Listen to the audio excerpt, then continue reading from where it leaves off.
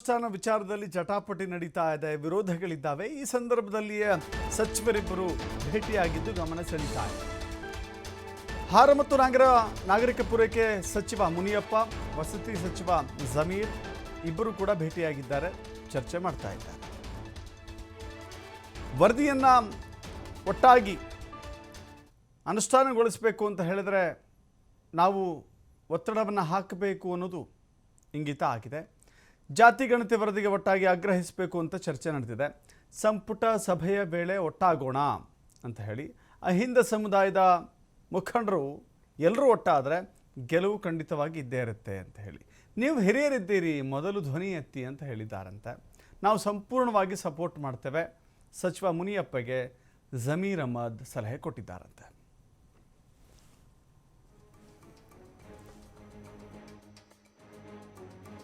Cabinet ಇದೆ, ನಾಳೆ ಚರ್ಚೆ ಆದ್ಮೇಲೆ ತಾನೇ ತೀರ್ಮಾನ ಆಗೋದು. ವಿರುದ್ಧವಾಗಿ ಸಾಕಷ್ಟು ಅದು ಸಹಜ, ಅದು ಮಾಡೇ ಮಾಡ್ತಾರದು. ನಾಳೆ ಕ್ಯಾಬಿನೆಟ್ ಕರೆದವ್ರೆ, ಕ್ಯಾಬಿನೆಟ್ ಅಲ್ಲಿ ನಾಳೆ ಚರ್ಚೆ ಆಗ್ತದೆ, ಚರ್ಚೆ ಆದ್ಮೇಲೆ ನಾವು ಮಾತಾಡ್ತೀವಿ.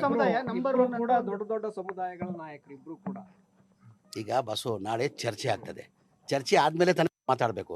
ಇನ್ನ ಚರ್ಚೆನಾಗಿಲ್ಲ, ಏನಂತ ಮಾತಾಡೋದು, ಏನ್ ತೀರ್ಮಾನ ತಗೊಂಡಿದೆ ಅಂತ ಹೇಳ್ಬೇಕು. ಈಗ ಚರ್ಚೆ ಆಗಿದೆ.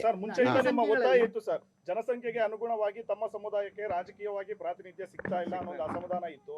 ಅದನ್ನೇ ನಾಳೆ ಇವತ್ತು ಏನು ನಾವು ಮಾತಾಡಲ್ಲ.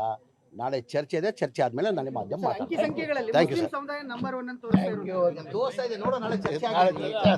ಯಾವುದೇ ಒಂದು ಸಮುದಾಯ ಸಂವಿಧಾನಬದ್ಧವಾಗಿ ಅದು ಹಿಂದೂ ಆಗಲಿ, ಮುಸ್ಲಿಮ್ಸ್ ಆಗಲಿ, ಕ್ರಿಶ್ಚಿಯನ್ಸ್ ಆಗಲಿ ಜನಸಂಖ್ಯೆಗೆ ಆಧಾರವಾಗಿ ಎಲ್ಲ ಸೌಲಭ್ಯಗಳನ್ನು ಕೊಡಬೇಕು ಅಂತ ಸಂವಿಧಾನದಲ್ಲಿ ಬಾಬಾ ಸಾಹೇಬ್ ಅಂಬೇಡ್ಕರ್ ಬರೆದಿರೋ ಸಂವಿಧಾನದಲ್ಲಿ ಅದು ಭಾರತದ ಪ್ರಜೆ, ಹಿಂದೂ ಆಗ್ಬೋದು, ಮುಸಲ್ಮಾನ್ ಆಗ್ಬೋದು, ಕ್ರೈಸ್ತರಾಗ್ಬೋದು, ಅವರೆಲ್ಲರಿಗೂ ಸಮವಾದ ಹಕ್ಕಿದೆ. ಹಕ್ಕು ಕೊಡುವಂಥ ಕಾಲದಲ್ಲಿ ಅವರ ಜನಸಂಖ್ಯೆ ಆಧಾರದ ಮೇಲೆ ಕೊಡಲೇಬೇಕಾಗ್ತದೆ, ಅದು ಕಾನೂನು.